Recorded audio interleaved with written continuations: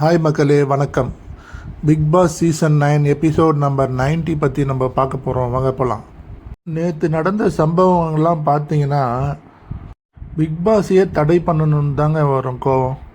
நேற்றோட episode சுருக்கமாக சொல்லணும்னா, first quiz task நடக்குதுங்க. அதில் அரோரா ஜெயிச்சிடுறாங்க.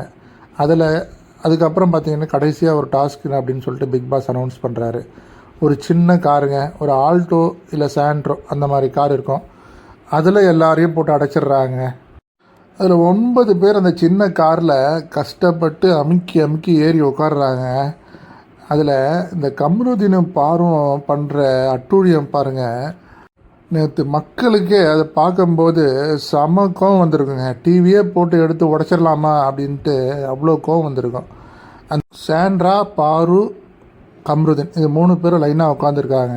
இந்த பாருவும் கம்ருதீனும் சாண்ட்ராவை கீழே இறக்கிறதுக்கு எவ்வளோ தரக்குறைவாக பண்ணணுமோ அவ்வளோவும் பண்ணியிருக்காங்க. நேற்று இந்த கம்ருதீனு சாண்ட்ராவை நாயேன்றான், செருப்பால் அடிப்பேன்றான், காரி துப்புவேன்றான், வாடி போடின்றான்.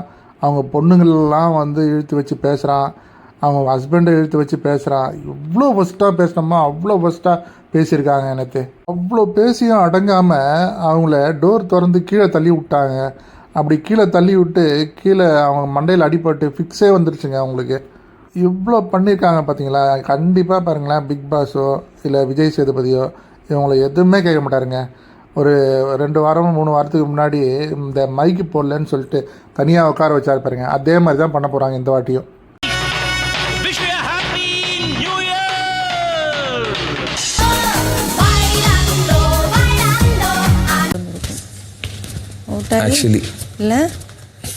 நேற்று வரைக்கும் பார்த்தீங்கன்னா சபரி பாயிண்ட்ஸில் ஃபர்ஸ்ட்ல இருக்காருங்க. அதுக்கு அடுத்தது பாரு. ஐ டோன்ட் லைக் தட்ரா அந்த மேலே அவங்க விழுகிறது. இது ஆக்ஷன் மேடம். இவனோட நடவடிக்கை வெளியில விட்டு பாருங்க. அவன் நல்லா சிரிக்கிறான் பாருங்க. இவனோட நடவடிக்கை வெளியில விட்டு பாருங்க. அவன் நல்ல ஆக்ஷன் பண்ணுவான். பணப்பெட்டி எடுத்துட்டு போயிடலாமா?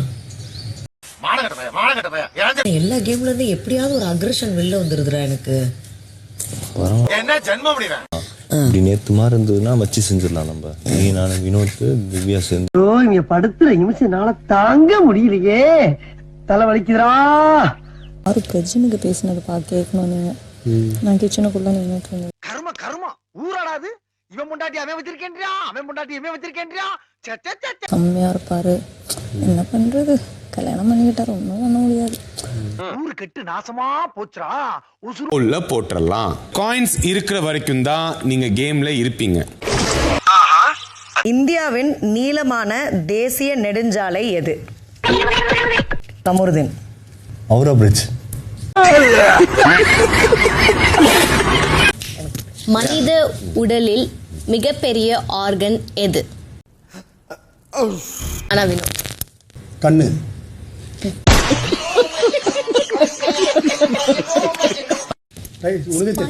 ஸ்கின்.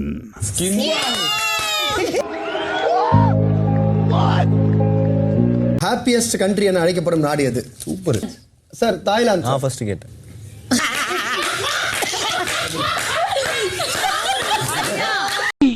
ஆளை பார்த்தா டம்மி பீஸா இருக்க, பயங்கரமான ஆளா இருக்கேடா. ஒரு நிமிஷம். முடியல ஒரு நிமிஷம் இருங்க, சிரிச்சு முடிச்சுக்கிறேன். ஒரு நிமிஷம். ராமராத்தனா சொல்லி ராஜனா. ஐயோ பாவம், அவரே கன்ஃபியூஸ் ஆயிட்டாரு. இந்த ticket to finale task number 7ல அரோரா வெற்றி பெற்றிருக்காங்க. டிக்கெட் டு ஃபினாலே உங்களுக்கான இடத்த நீங்க தான் பிடிச்சுக்கணும். ரகளைகள் ஆரம்பம்.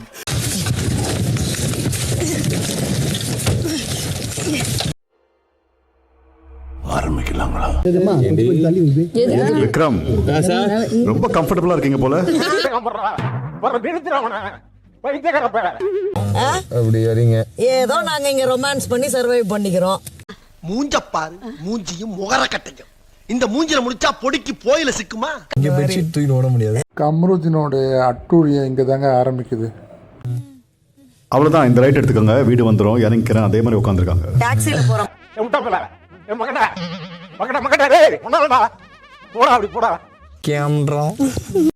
இவன் தாங்க முதல்ல ஸ்கேம்ன்றான்னு சொல்கிறான்.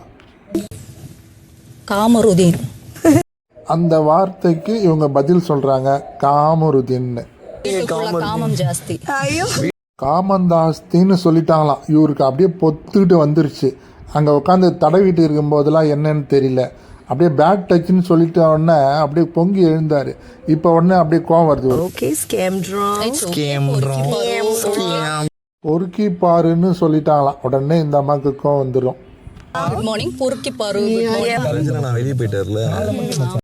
அவங்க டீசெண்டாக அவங்க 2 பேரை பற்றி தானே பேசுகிறாங்க. வெளியே போனவங்கள, வெளியே இருக்கிறவங்கள பற்றியெல்லாம் ஏன் பேசணும்? அவங்க யாருன்னு தெரியுது. கேவலமான மோசமான கேரக்டர்.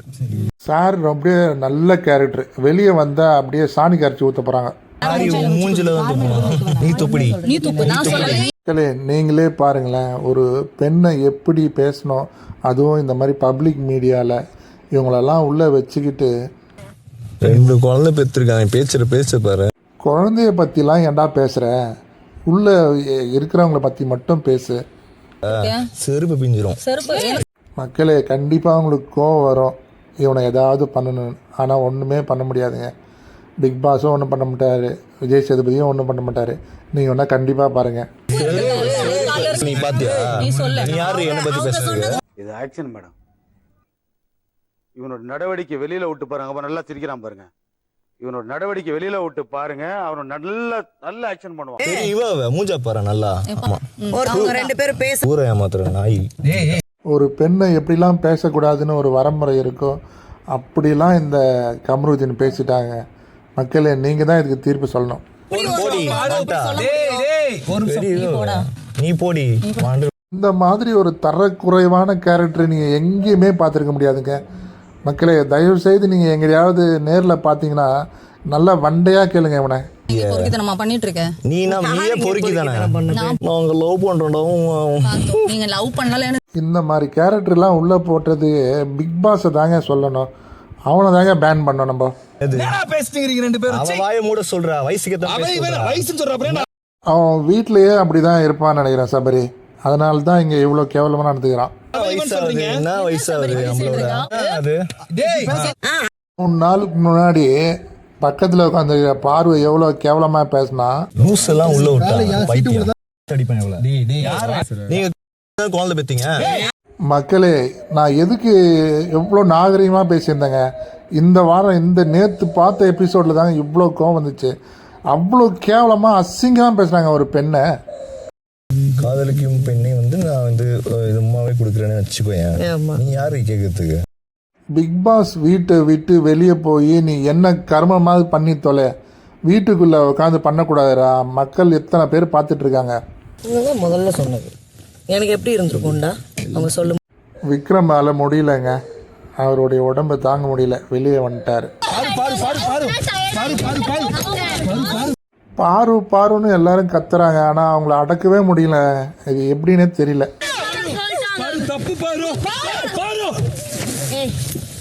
பார்த்தீங்களா என்ன மாதிரி கொடுமை. ஆனால் ஒரு பெண்ணுக்கு இந்த மாதிரி கொடுமை நடக்கவே கூடாதுங்க. நேற்று டாஸ்க்கை கம்பேர் பண்ணி பேசுகிறாங்க. இவன் நேற்று டாஸ்கில் இவன் கூட தாங்க அமுக்கி பிடிச்சான் முதல்ல சபரியை. ஒருத்தவங்க கீழே விழுந்துட்டாங்க, அவங்க சுயநினைவை எழுந்துட்டாங்க. அப்போ கூட இதுங்க பாருங்களேன், அடங்கவே மாட்டாங்க. கொஞ்சம் கூட ஈவு இறங்கமே இல்லைங்க இவங்களுக்கு. சத்தியமா நீங்களாம் வெளியே வந்தீங்கன்னா மக்கள் உங்களை எப்படி ட்ரீட் பண்ணுவாங்கன்னு தெரியலங்க. தயவு செய்து கேட்குறாங்க பிக் பாஸ் இல்லைனா விஜய் சேதுபதி, இவங்களுக்கு ரெட் கார்டு கொடுங்க. அட்லீஸ்ட் அவங்க ரெட் கார்டு கொடுக்கலனாலும் யாரையாவது ஒருத்தர் எவிக்ட் பண்ணுங்க ப்ளீஸ். பாவங்க, ஃபிக்ஸ் வந்துருச்சுங்க அவங்களுக்கு. சபரி பாயிண்டில் மேலே இருந்தாருங்க, நல்லா அவருக்கு நல்ல ஒரு சல்யூட் பண்ணாங்க. ஒருத்தவங்க துடிக்கிறாங்க, நல்லா இறங்கி வந்துட்டாருங்க. வினோத்தோட பாராட்டினோங்க. அவரும் கீழே இறங்கி வந்துட்டார். அவருடைய அந்த கேமு அதெல்லாம் பார்க்காம.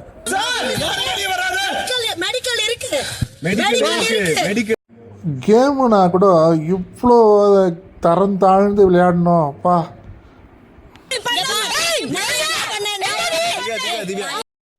திவ்யாவோட சத்தம் கொஞ்சம் மக்களுக்கு ஆறுதலாக இருந்திருக்குங்க.